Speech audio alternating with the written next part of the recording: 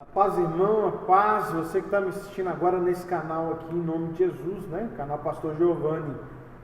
Queridos, eu quero trazer hoje uma palavra para nós aqui, uma reflexão bíblica para nós, que está em 1 Coríntios, capítulo 9, no versículo 1 em diante, amém? Então, você pode dar um pause aí no vídeo, o vídeo está gravado e pegar a tua Bíblia. Eu já vou para a nossa leitura em nome de Jesus. O texto diz assim: não sou eu porventura livre? Não sou eu apóstolo? Não vi Jesus nosso Senhor? Acaso não sois fruto do meu trabalho no Senhor? Se não sou apóstolo para outrem, certamente o sou para vós outros, porque vós sois o selo do meu apostolado no Senhor.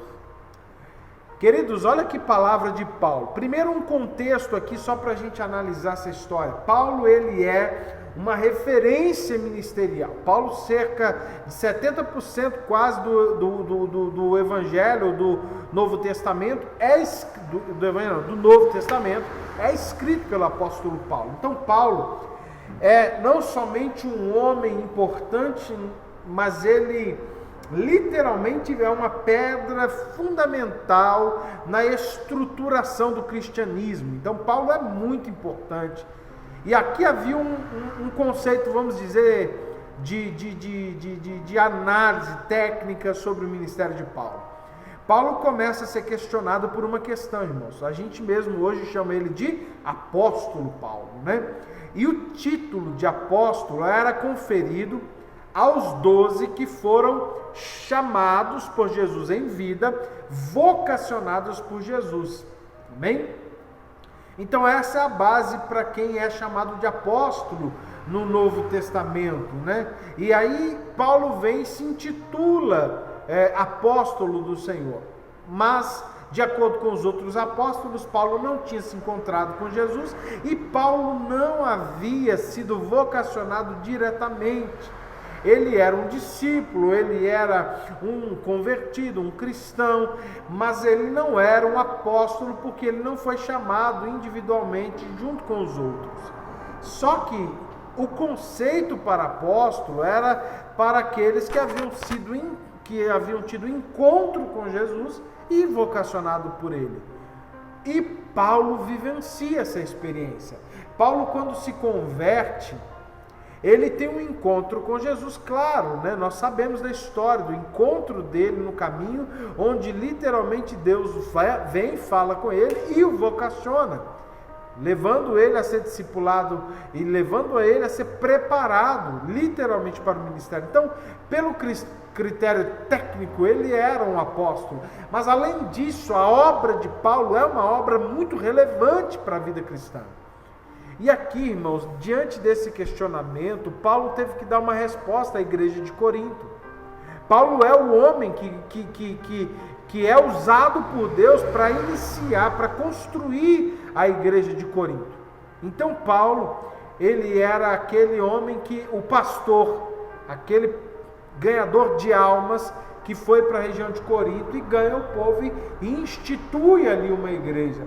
Essa igreja passa a ser agora parte do ministério efetivo de Paulo. Então eles se tornam uma igreja local que comissionava ou que sustentava o ministério financeiramente de Paulo. Então eles eram um dos irmãos ou das igrejas que eram instrumento de sustento ministerial do apóstolo Paulo. E aí, o fato de levantarem esses questionamentos, levantaram também o questionamento se o missionário, aquele que ia ministrar o evangelho, aquele que era enviado e que ia com a esposa ou que tinha esposa, se a esposa, por exemplo, deveria ser custeada, já que ela necessariamente não era a vocacionada para o ministério. Então, começaram a questionar essas questões e isso começou a interferir na resposta da igreja de Corinto ao ministério de Paulo. Então, Paulo entra aqui de sola dizendo, primeiro, eu sou livre para me definir como eu achar que devo diante do Senhor. Depois ele diz, eu não sou apóstolo, ele começa a questionar, eu não sou apóstolo? Por acaso eu não tive um encontro direto com Jesus e fui vocacionado por ele? E depois ele diz assim: irmãos, vocês de Corinto estão questionando a veracidade do meu apostolado, vocês. Por que, pastor? Logo a igreja de Corinto, ele diz: vocês, irmãos, vocês são fruto do meu trabalho no Senhor. Se existe, aí ele diz no versículo 2, né? Se alguns não reconhecem o meu apostolado, eu tenho uma coisa para dizer: vocês são os últimos que deveriam questionar meu ministério, porque vocês são o selo. Ele chama de selo, né? Selo é aquela forma antiga de selar carta, de selar algumas leis, coisas que tinham que ser anunciadas ao povo e que eram públicas e que deveriam ser confirmadas a veracidade daquele conteúdo. Eles faziam com selo. Fazia um pingo de cera ali. No caso dos governantes, ele tinha um anel, que já tinha um anel de selar, e eles literalmente vinham com aquele anel, colocava sobre aquele pingo de cera, a marca que estava ali era a marca que comprovava a veracidade daquela carta de quem enviou. Paulo está dizendo: vocês são selo, vocês são a prova viva de que eu sou o que sou, de que eu vivo para Deus e de que eu sou chamado pelo Senhor para vivenciar esse ministério. Então, irmãos, é muito importante que a gente pare para refletir nisso, porque parece um pouco de arrogância de Paulo dizer: olha, vocês vão questionar, logo vocês, que fui eu, em Deus, que fui aí para instituir essa igreja, logo vocês vão questionar a veracidade do meu ministério? Não. Paulo chega a dizer para eles o seguinte: e sobre dinheiro eu vou dizer para vocês uma coisa: existe lei mosaica dada por Deus para cuidar até de animal.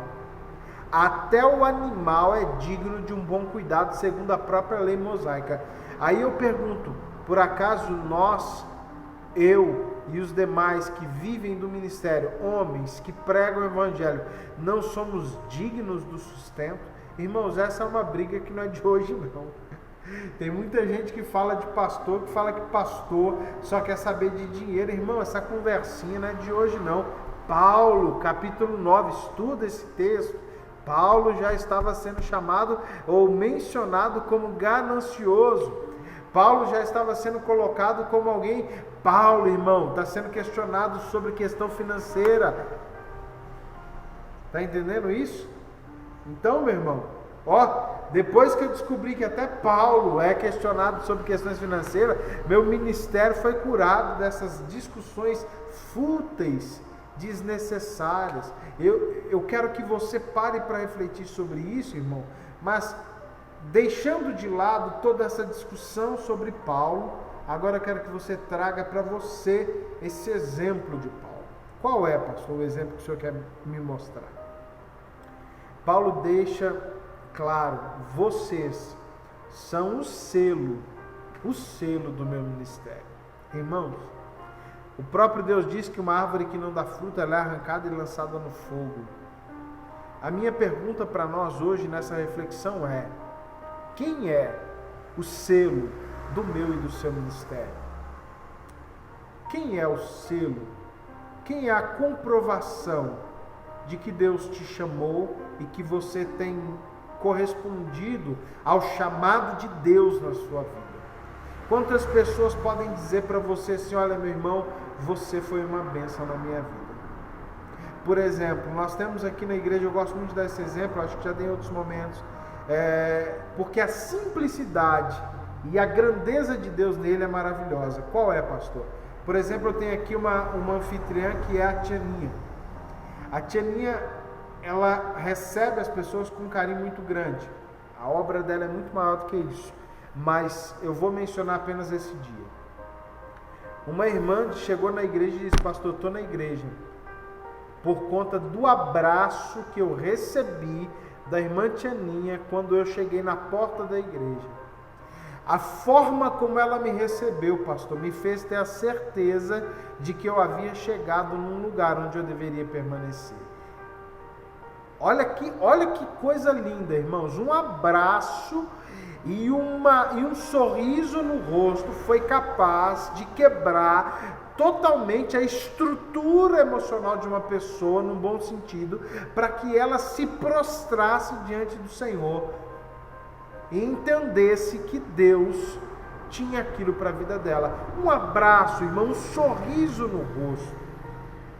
Se algum dia alguém questionasse, olha, Tianinha, se é de Deus, a Tianinha já tem pelo menos uma, eu tenho certeza que tem inúmeras outras, mas eu tenho certeza que a Tianinha vai poder dizer, procura a irmã fulana e pergunta para ela se meu ministério é relevante na vida das pessoas.